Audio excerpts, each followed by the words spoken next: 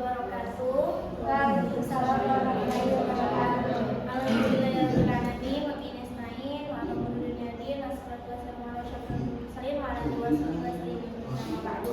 Kami dari kelompok 4 akan menjelaskan tentang dispraksia. Nah, yang pertama yaitu ada definisi atau apa sih yang disebut dengan dispraksia. Dispraksia adalah gangguan perkembangan yang mempengaruhi koordinasi motorik halus dan kasar pada anak-anak. Istilah ini berasal dari kata dais sulit dan praksis bertindak. Nah, dispraksia ini terjadi karena otak kesulitan memproses informasi sehingga penderita kesulitan menggerakkan tubuh secara terorganisir.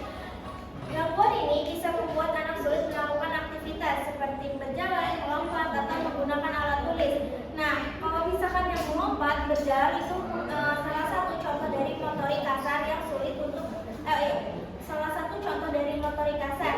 Nah, kalau menulis itu adalah contoh dari motorik halus. Nah, dispraksia juga dikenal dengan beberapa istilah seperti Clancy, Children Syndrome, motor learning disability, dan lainnya. Yang selanjutnya yaitu karakteristik of dispraksia. Selanjutnya yang akan dijelaskan oleh Zahra. Ciri-ciri dispraksia pada anak dapat dikenali dari kesulitan mereka dalam melakukan berbagai aktivitas motorik, baik motorik halus dan motorik kasar. Berikut adalah ciri-cirinya. Yang pertama ada kesulitan koordinasi motorik halus dan kasar. Jadi ciri-ciri dari seseorang atau anak yang mengidap gangguan dispraksia itu susah menulis, susah jalan, menggambar atau memegang alat-alat yang berat ataupun enteng. Selanjutnya ada selanjutnya ada kesulitan dalam merencanakan dan mengeksekusi gerakan seperti terlihat piku. Jadi orang yang mengidap dispraksia itu kayak orangnya tuh pelongo gitu, orangnya kaku gitu. Sulit belajar keterampilan fisik seperti bersepeda dan berenang. Selanjutnya ada kesulitan berbicara pada beberapa anak atau pengucapan yang tidak jelas akibat koordinasi otot mulut yang terganggu. Selanjutnya ada sulit mengikuti instruksi yang melibatkan lebih dari satu langkah karena otak kesulitan memproses informasi dengan cepat. Selanjutnya ada penyebab dispraksia. Para ahli mempunyai pandangan yang berbeda mengenai faktor-faktor yang menyebabkan timbulnya kesulitan belajar atau learning disability. Namun, tegas dikemukakan oleh Ross pada tahun 1976 bahwa kesulitan belajar khusus disebabkan oleh fungsi sistem syaraf yang disebabkan oleh cedera otak pada masa perkembangan. Jadi ada kerusakan pada perkembangan otaknya. Jadi kalau misalkan orang-orang lagi berkembang, dia masih di situ-situ aja gitu, belum berkembang. Yang kedua ada ketidakseimbangan zat-zat kimiawi dalam otak. Selanjutnya ada gangguan perkembangan syaraf, jadi tidak sesuai perkembangannya dengan anak-anak yang lainnya. Terus ada keterlambatan proses perkembangan individu.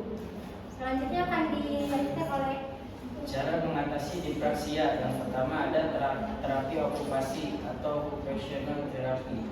Fokus meningkatkan keterampilan motorik halus dan kemampuan menjalankan aktivitas harian seperti berpakaian, makan, atau menulis.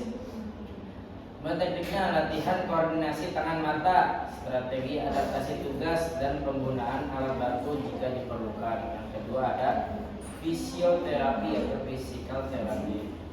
Fokus memperbaiki kontrol gerakan tubuh, postur, kekuatan otot, dan keseimbangan. Cocok untuk anak yang mengalami dispraksia motorik kasar, misalnya sering terjatuh, sulit menangkap bola, dan lain-lain. Kemudian yang ketiga ada terapi wicara dan bahasa, speech and language therapy. Diperlukan jika dispraksia mengaruhi kemampuan berbicara atau koordinasi otot-otot wajah, melatih pelafalan, pemrosesan bahasa, dan keterampilan komunikasi sosial. Oke, yang selanjutnya pendekatan pendidikan dan psikologis.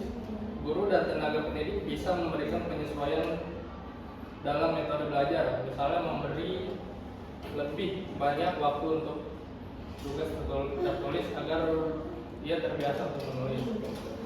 Konseling atau terapi psikologis dibutuhkan jika anak mengalami stres, kecemasan, atau penurunan rasa percaya diri akibat kesulitannya. Nah, selanjutnya yaitu pelatihan keterampilan sosial dan organisasi, membantu anak memahami aturan sosial dan mengembangkan kemampuan berinteraksi. Latihan membuat jadwal dan rutinitas agar anak terbiasa merencanakan dan mengatur tugas. Mungkin sekian. Wassalamualaikum warahmatullahi Warahmatullahi Wabarakatuh. wabarakatuh.